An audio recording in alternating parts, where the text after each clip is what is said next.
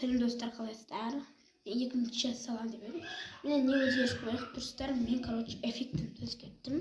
Мына эффект жараса ма білмеймін, бірақ өзіме ұнайды. Сіздерге міндет емес, мен ұнайды. Енді сырғама амфакин жасадым да сырғама. Амфакин жасап болдым. Есесін қоямын.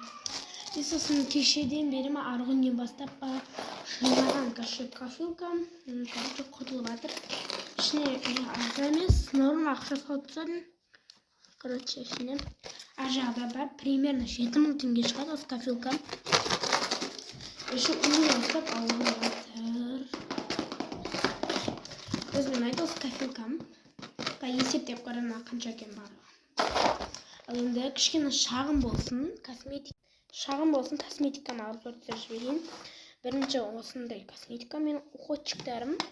Мен бір тойға бара жатқан кезінде бетім білмеймін, өзіме ұнамай тұрады. Соған екі уходчик мен бетімді тазалап аламын бірінші. Сосын одан кейін пудрамды жағып аламын. Ана аузы қаяққа кеткенін түсінбедім ше. Ойбай.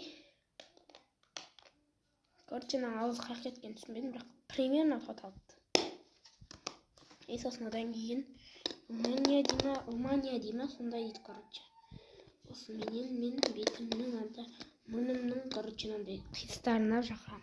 Мұрнымның қиыстары кейбірде өйткені көзім асты да қарап тұрады. Осымен жағам.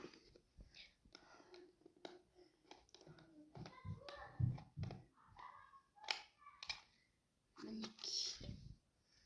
Ашық көрдік осындай.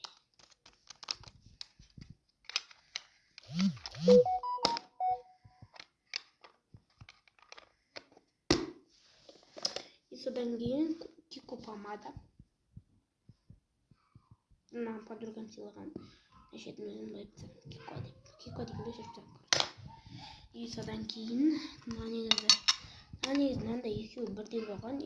Мынау деген мынау сынып қалды. Сосын бәрібір мынандай қоя берсін деп алып жүрмін.